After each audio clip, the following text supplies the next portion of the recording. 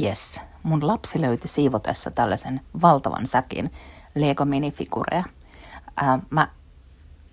Tässä on randomisti tämmöisiä erillisfigureita ja sitten näyttäisi olevan Disney-figureita. Ihana. Poika ei koskaan kasvanut aikuiseksi.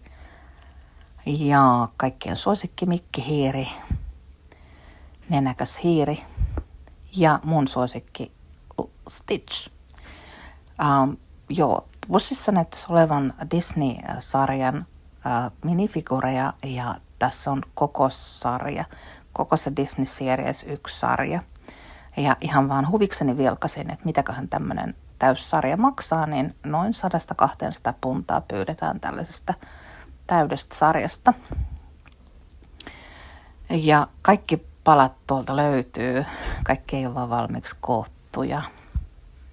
Jaha, mitäs vielä löytyy? No niin, Pahatar, ihan kaikkien pahisten äiti. Ja sitten täältä löytyy tosiaan noita Harry Potter-legoja.